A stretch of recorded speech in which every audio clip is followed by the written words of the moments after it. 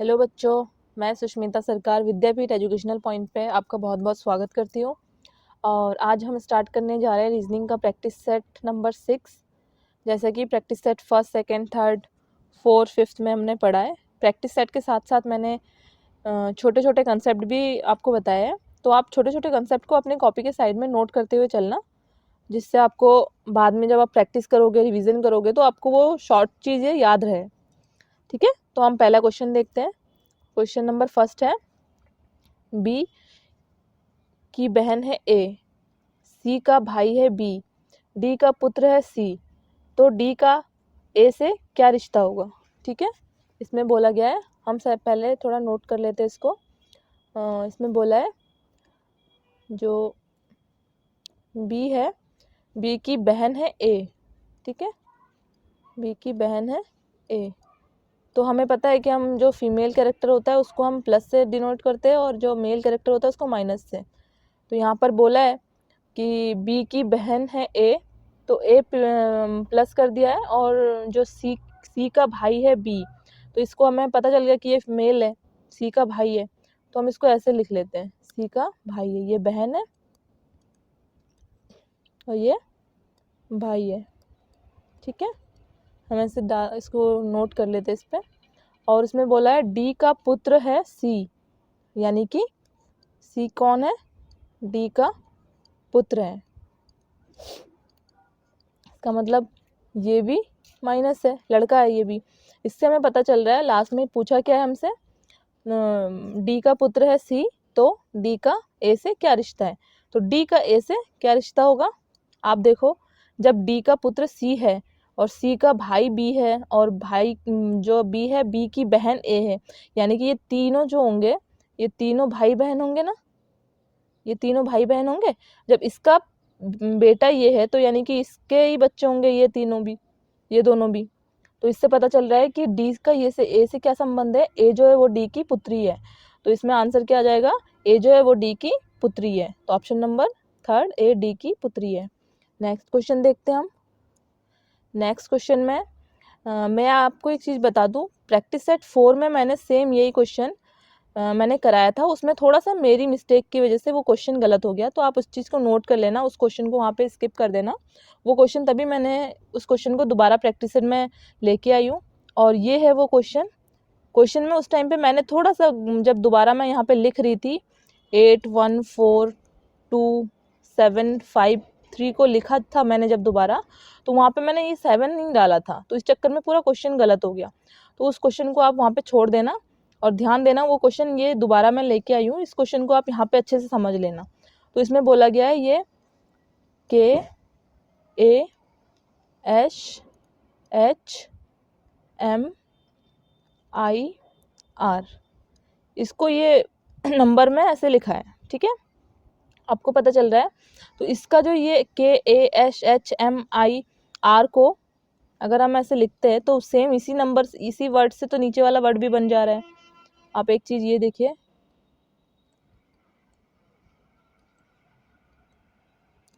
ये कैसे बन रहा है, नीचे वाला word are I am H H A के, ये देखिए, ये पूरा ऐसे एक पैटर्न बन रहा है इस टाइप में।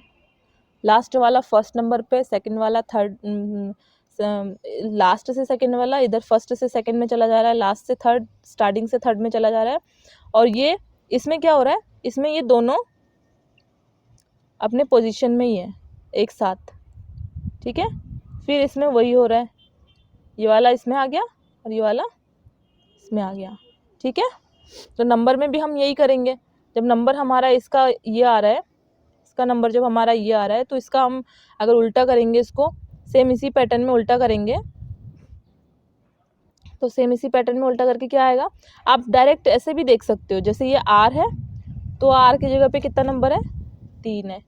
आई है, आई की जगह पे क्या है, 5 है। उसके बाद एम की जगह पे 7 है। ठीक है, एच की जगह पे 2 है, एच की जगह पे 2 है। तो हमारे यहाँ पे देखो एच एच दोनों साथ में है ना, यानी कि 2 पहले नहीं आएगा।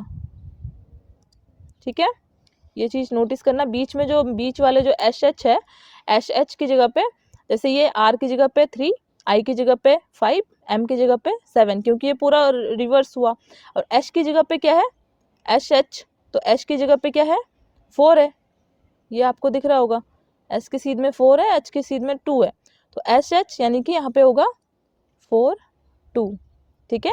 और फिर क्या है, K की जगह पे 8 है, A की जगह पे 1 है, तो यानी कि हमारे यहाँ इधर से 1 पहले आएगा फिर 8 आएगा। तो आपको दिख रहा होगा ऑप्शन में, ये वाला ऑप्शन जो है वो ऑप्शन नंबर किस में है, 3 5 7 4 2 1 8, तो ऑप्शन नंबर ए सही आंसर हो जाएगा। किसी ने कमेंट किया था उसमें, तो मैं उनको भी बता दूं कि वो क्वेश्चन उसमें थोड़ा मेरे से मिस्टेक हो गई थी, जो मैंने बीच में एक नंबर हटा दिया था गलती से, मैंने ध्यान नहीं दिया, उस क्वेश्चन को मैंने गलत करा दिया, तो आप उस चीज़ को ध्यान देना, उस क्वेश्चन को आप यहाँ सही कर लेना। चलिए फिर नेक्स्ट क्वेश्चन में जाते हैं। क्वेश्चन नंबर 3 में बोला है शेर, माद, खरगोश, और यहाँ पे क्या आएगा, मतलब माद मतलब शेर जहाँ पे रहता है उस जगह को माद कहा जाता है, ठीक है।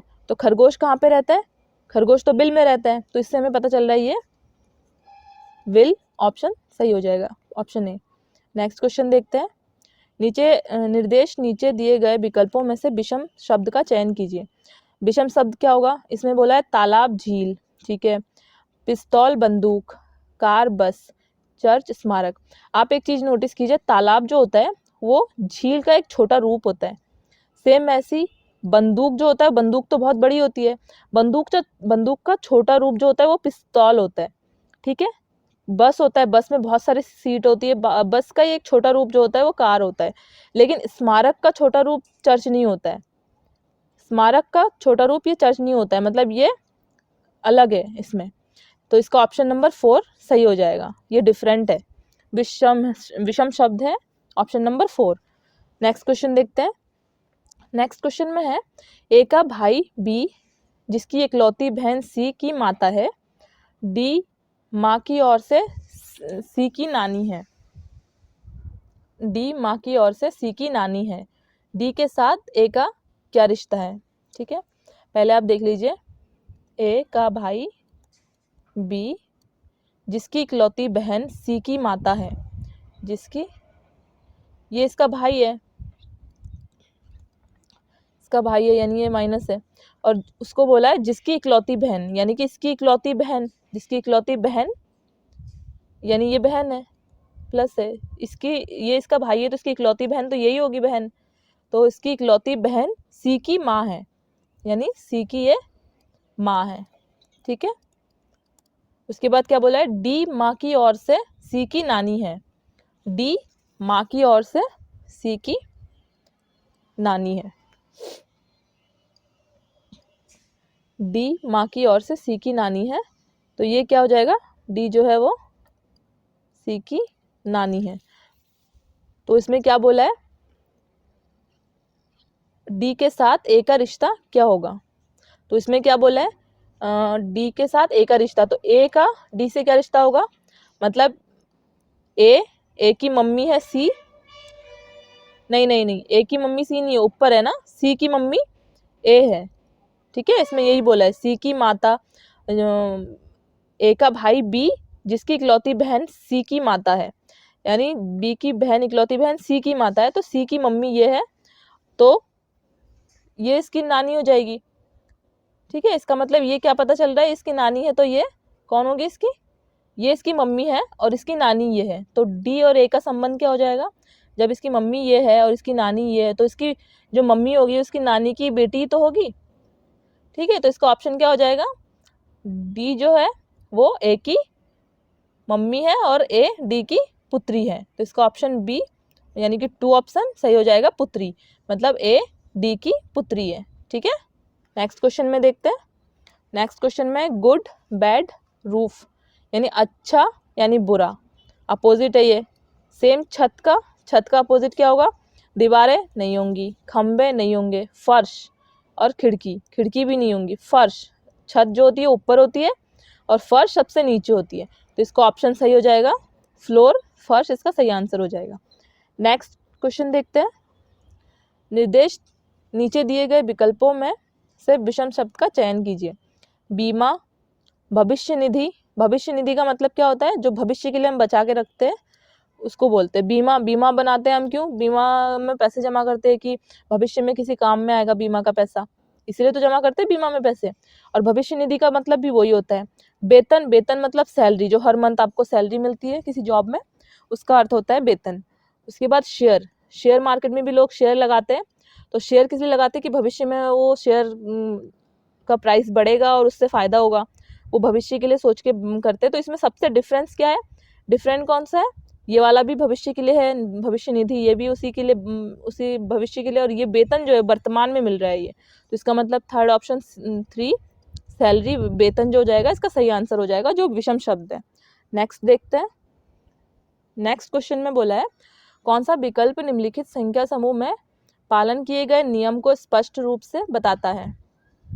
ठीक है, 7, 4, 8, 2, 24, मतलब इसमें से किसी सिंबल, इसमें से कोई एक सिंबल चूज करना है, उसके स्टार की जगह पे रखना है और सॉल्व करके 24 लाना है। यानी 7 पहला वाला लेके देखते हैं, -4 मल्टीप्लाई 8 मल्टीप्लाई 2 इक्वल्स टू 24 आएगा।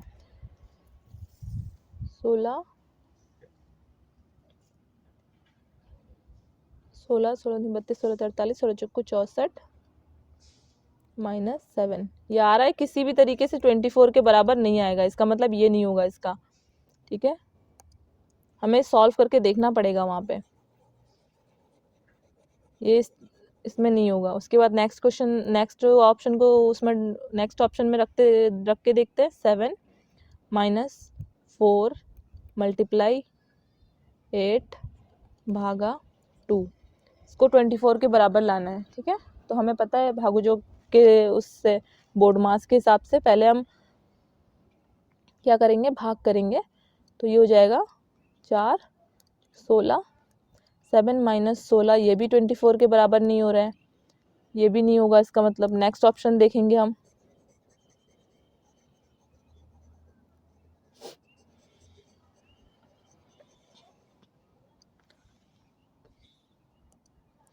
नेक्स्ट ऑप्शन देखिए क्या बोला है, 7 मल्टीप्लाई 4 भागा नहीं -8 भागा 2, इसको करके देखते हैं। इसको इससे काटा, कितना बचा 4। अब ये 7 दूनी 14 7 21 चक्कू 28 -4, तो आ जा रहा है ये 24। इसका मतलब 24 ये, इसका मतलब ऑप्शन नंबर 3 सही है। Option number 3 is the correct answer. Next question देखते हैं हम। नेक्स्ट क्वेश्चन में बोला है एक व्यक्ति एक पॉइंट से चलना शुरू करता है, उत्तर दिशा में 2 किलोमीटर चलता है, फिर दाएं घूम जाता है और 2 किलोमीटर चलता है, फिर दाएं घूमता है और चलता है। यह बताइए कि अब वह कौन सी दिशा में जा रहा है। ये क्वेश्चन शायद हमने फर्स्ट या सेकंड प्रैक्टिस सेट में किया था, चलो दोबारा कर लेते हैं, इसको प्रैक्टिस हो जाएगी। तो एक पॉइंट है, एक पॉइंट से चलना स्टार्ट किया, उत्तर की ओर 2 किलोमीटर चला, फिर दाएं मुड़ा, फिर 2 किलोमीटर चला और फिर दाएं घूम के चलता रहा। तो बताइए आपको कौन सी दिशा में जा रहा है। तो मैंने आपको बताया था डायरेक्शन में क्या होता है, ईस्ट, वेस्ट, नॉर्थ, साउथ। तो नीचे की तरफ क्या होता है, साउथ। तो इसका मतलब करेक्ट आंसर क्या हो जाएगा, साउथ। वो नीचे की तरफ जा रहा है तो साउथ की दिशा में जा रहा है। नेक्स्ट क्वेश्चन देखिए, क्वेश्चन नंबर 10 में बोला है अनूठापन, पुरानापन, नयापन। अच्छा, तो ये अनूठापन जिस तरीके से पुरानेपन से रिलेट कर रहा है, ऐसे ही नयापन किससे रिलेट करेगा। तो नयापन रिलेट करेगा प्राचीनता से। ठीक है, प्राचीनता इसका सही आंसर हो जाएगा। नेक्स्ट क्वेश्चन देखते हैं। अनिल किसी स्थान पर शुक्रवार को पहुंचा, उसे पता चला कि वह नियत दिन से 3 दिन पहले आ गया। यदि वह वहां अगले रविवार को पहुंचता तो वह कितने दिन बाद या पहले पहुंचता। तो इस क्वेश्चन में देखिए, आप पहले आप आज को मान लीजिए एक डब्बे में, टुडे। ठीक है, उसके बाद बोला अनिल किसी स्थान पर शुक्रवार को पहुंचा, उसे पता चला कि वह नियत दिन से 3 दिन पहले आ गया। तो मान लीजिए आप कि उसको पहुंचना किस दिन था, उसको पहुंचना था जिस दिन, उससे वो नियत दिन से 3 दिन पहले आ गया। तो बीच में एक 2, बीच में 2 दिन है, वो 3 दिन पहले आ गया, ठीक है। और 3 दिन पहले आ गया, उस दिन शुक्रवार है, ठीक है, फ्राइडे है। फ्राइडे के दिन वो पहुंच गया, उसको पहुंचना जिस दिन था उससे वो 3 दिन पहले पहुंच गया। और यदि वहाँ अगले रविवार को पहुंचता तो वह कितने दिन बाद या पहले पहुंचता। तो आज अगर फ्राइडे है तो फ्राइडे के बाद अगर अगले आने वाले रविवार को जाएगा तो फ्राइडे के बाद सैटरडे, फिर संडे। तो संडे को अगर वो पहुंचता वहाँ, ये है संडे, तो संडे को अगर वो पहुंचता तो कितने दिन पहले पहुंचता वो? 1 दिन पहले। तो इसका सही आंसर हो जाएगा वो है 1 दिन पहले पहुंच जाता अगर वो संडे को वहाँ पहुंचता तो। इसका सही आंसर हो जाएगा 1 दिन पहले। नेक्स्ट क्वेश्चन देखते हैं। नेक्स्ट क्वेश्चन में बोला है जानकी अपने घर से उत्तर की ओर, जानकी का घर ये है, जानकी अपने घर से उत्तर की ओर 2 किलोमीटर चली, फिर वह दाएं मुड़ी 1 किलोमीटर चली, फिर वह दोबारा दाएं मुड़ी और 2 किलोमीटर चली। अब वो किस दिशा में जा रही है? तो इसका आंसर भी वही हो जाएगा साउथ, ठीक है। इसका आंसर भी हो जाएगा वो साउथ की दिशा में जा रही है। ऐसे ही नेक्स्ट क्वेश्चन देखते हैं। नेक्स्ट क्वेश्चन में है, ये क्वेश्चन मार्क की जगह पे हमें कौन सा नंबर आएगा ये देखना है। तो 1, 2, 6, 24, यहाँ पे क्या आएगा 7, 20, ठीक है। इसका 2 से मल्टीप्लाई किया, इसको 3 से मल्टीप्लाई किया, इसको 4 से मल्टीप्लाई किया, इसको 5 से मल्टीप्लाई किया, इसको 6 से मल्टीप्लाई करके देखते हैं। तो ये 24 को अगर 5 से मल्टीप्लाई करेंगे तो कितना आएगा? 20 का 0 2 120, तो इसका आंसर आ जाएगा 120। अगर आपको डाउट हो रहा है तो 120 को भी आप 6 से मल्टीप्लाई करके देखो एक बार, 6 0 0 72, 12 छंग 72, ठीक है। यानी कि हमारा ये 120 आंसर सही है। तो इसका करेक्ट आंसर हो जाएगा 120, ऑप्शन नंबर 3। नेक्स्ट क्वेश्चन देखते हैं। यदि कूट भाषा में GLARE को 67810 लिख रहे हैं, MONSON को 2395339 लिखा जाए तो RANONSOM को क्या लिखेंगे, ठीक है। तो हम पहले इसको लिख लेते हैं ऐसे, GLARE, इधर क्या है MONSON,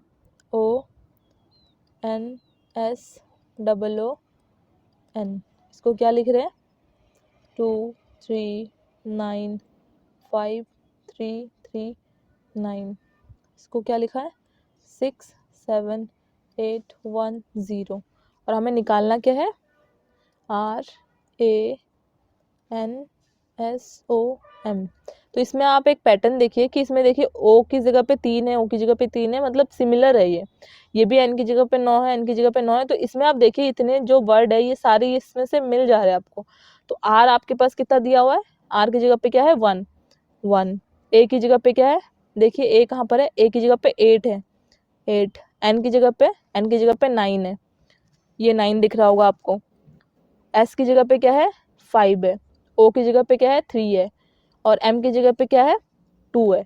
तो ये वाला ऑप्शन आपका कहाँ आ रहा है, आप देखिए एक बार, ये वाला ऑप्शन कहाँ आ रहा है 189 189, ये कॉमन इसमें भी आ रहा है 189 532, ये देखिए दोनों ऑप्शन को लगभग कॉमन है, लेकिन इसमें 5 पहले है, इसमें 5 बाद में है। तो इसका सही आंसर हो जाएगा ऑप्शन नंबर 4, ऑप्शन नंबर 4 इसका करेक्ट आंसर हो जाएगा। नेक्स्ट क्वेश्चन देखते हैं। नेक्स्ट क्वेश्चन में बोला है यदि परसों शुक्रवार था तो आगामी परसों के बाद तीसरा दिन क्या होगा, ठीक है। तो आज आप टुडे मान लीजिए, बोला है परसों यानी कल, परसों अगर फ्राइडे था, ठीक है, तो आगामी परसों कल, परसों कल है ये, परसों से परसों के बाद तीसरा दिन, पहला दूसरा तीसरा दिन क्या होगा। तो आज अगर फ्राइडे है तो ये हो जाएगा सैटरडे, ये हो जाएगा संडे, ये मंडे, ट्यूसडे, वेडनेसडे, थर्सडे, ये हो जाएगा फ्राइडे। तीसरा दिन क्या हो जाएगा फ्राइडे। तो इसका सही आंसर हो जाएगा शुक्रवार, ऑप्शन नंबर 2 इसका सही आंसर हो जाएगा। नेक्स्ट क्वेश्चन देखते हैं, क्वेश्चन नंबर 16। ए से जेड तक प्रत्येक अक्षर का मान क्रमशः 1 से 26 तक दिया गया है, बताइए कि दिए गए शब्द का मान क्या होगा। तो आपको पता है ए से जेड तक के नंबर ऐसे आपको पता होगा ना, ए बी सी डी ऐसे करके, जैसे ये 1 पे पोजीशन पे होता है, 2 पोजीशन, 3 4 पोजीशन, ऐसे ही एक्स वाई जेड। तो ये 26 पे पोजीशन पे होता है, ये 25 पोजीशन पे होता है, ये 24 पोजीशन पे। इसे हर एक नंबर पे होता है ना, एक नंबर पे ए होता है, बी 2 नंबर पे होता है, सी 3 नंबर पे होता है। ऐसे पूरे नंबर में हमारे पास 26 अल्फ़ाबेट होता है, हमें पता है। तो सेम इसमें बोला है, सिर्फ उन अल्फ़ाबेट को लेना है। अल्फ़ाबेट ए कितने नंबर पे होता है, हमें जो स्पेलिंग दी गई उसको लिख लेते हैं हम यहाँ, PHABE।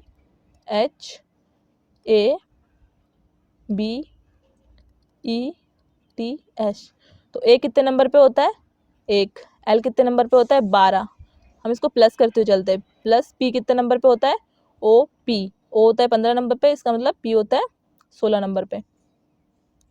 उसके बाद एच कितने नंबर पे होता है, एच होता है 8 नंबर पे, एच होता है 8 नंबर पे। प्लस ए होता है 1 पे, प्लस 2, प्लस ई होता है 5 नंबर पे, प्लस टी होता है 20 नंबर पे, प्लस एच होता है 19 नंबर पे। अब इनको जोड़ लेते हैं हम, क्योंकि हमें दिख रहा है कि पूरा ऐसे नंबरों को तो लिखा है यहाँ पे कोई एक छोटा डिजिट लिखा हुआ है। इसका मतलब हमें पता चल रहा है कि जो छोटे छोटे डिजिट है इनको अगर हम जोड़े तो मे बी पॉसिबल कि इसमें से कोई नंबर आ जाएगा। तो आप सबसे पहले ये 19 और एक यहाँ से काट लीजिए, 20 हो जाएगा आपके पास। 20 और 20 40, 40 में और क्या जोड़ेंगे, ये 50, 52, 40 में 12 जोड़ा तो 50, 52 और ये 60, 60 हो गया।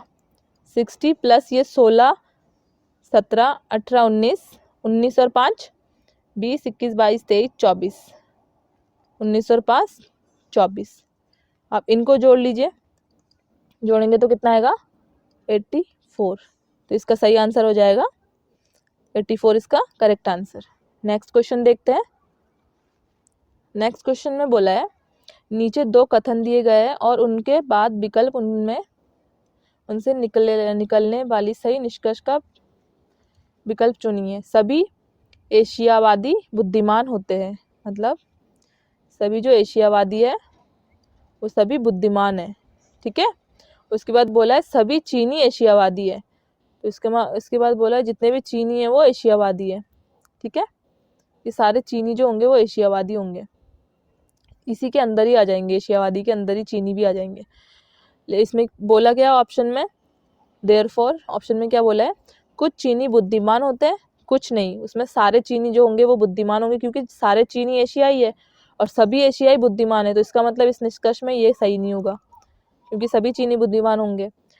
सभी बुद्धिमान चीनी होते हैं, ये भी सेंटेंस ही गलत लिखा है। ये सभी चीनी बुद्धिमान होते हैं, इसका ये सही आंसर है, सभी चीनी बुद्धिमान होते हैं, ठीक है। इसमें बोला है कोई भी निष्कर्ष नहीं निकलता, नहीं, इसमें ये निष्कर्ष निकलता है कि जितने भी चीनी है वो सभी एशियावादी है, ठीक है। सभी चीनी एशियावादी है, और इसमें ऊपर वाली लाइन में बोला सभी एशियावादी बुद्धिमान है। तो अगर एशियावादी सभी बुद्धिमान है और चीनी जो है वो सभी एशियावादी है, तो इसका मतलब सभी चीनी बुद्धिमान होंगे। तो इससे ये प्रूव होता है ऑप्शन नंबर 3 सही आंसर है।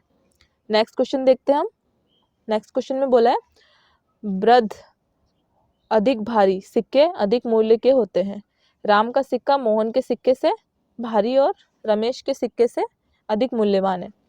राम का सिक्का मोहन के सिक्के से भारी है, यानी जो भारी है तो उसको ऊपर लिख लिया हमने।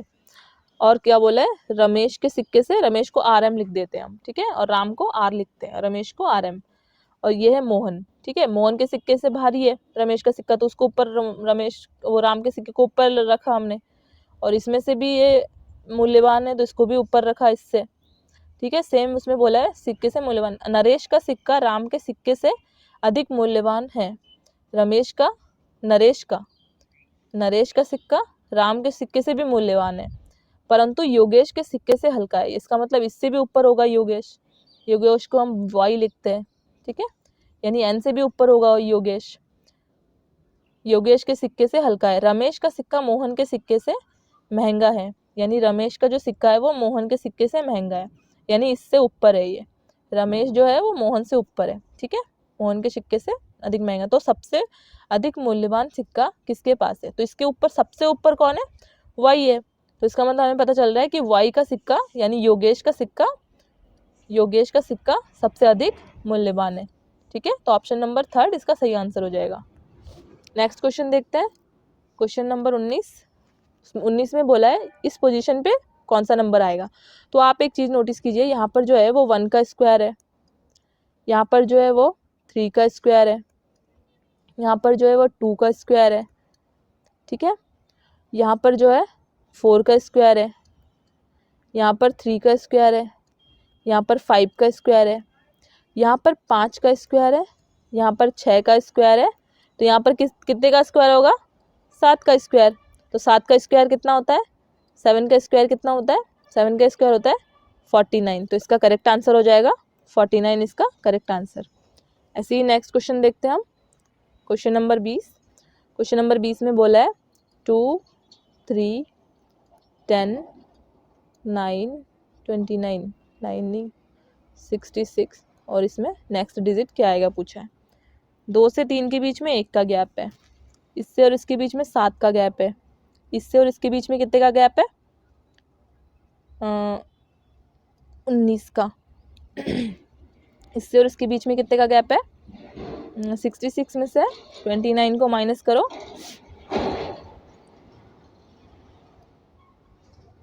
7, 37 का गैप है। और इसके बीच में देखो कितने का गैप है? 6 का। इसके और इसके बीच में कितने का गैप है? 12 का। इसके और इसके बीच में कितने का गैप है? 18 का। तो एक चीज़ आप नोटिस करो, 6 का टेबल आ रहा है, ये देखो 6 1 6, 6 2 12, यानी 6 दूनी 12, 6 तिया 18। फिर यहाँ पे कितना आना चाहिए? यहाँ पे जो डिजिट आएगा, जिन दोनों के बीच का डिस्टेंस जो होगा वो 6 दूनी 12, 6 तिया 18, 6 चक्कू 24, यानी इसमें अगर 37 में अगर 24 जोड़ेंगे हम तो यहाँ पे ये डिजिट आ जाएगा। तो 37 में अगर 24 जोड़ेंगे तो कितना आएगा? 1, और इधर गया तो 6, 61। अब इसमें 37 में 24 जोड़ दिया तो 61 आया। अब इन दोनों के बीच का डिस्टेंस 61 है, तो 61 और इसको जब जोड़ेंगे तो हमारा ये वाला डिजिट आ जाएगा। तो 61 और इसको जोड़ेंगे तो 7, 6 दूनी 12। इसका मतलब इसका सही आंसर हो जाएगा 127। 127 इसका सही आंसर हो जाएगा। आई होप सो आपको वीडियो पसंद आई होगी, लाइक ज़रूर करके जाइए। और कोई भी अगर आपको डाउट होता है तो आप कमेंट में बताइए, मैं उसका सल्यूशन नेक्स्ट प्रैक्टिस सेट में ज़रूर लाऊंगी। And thank you.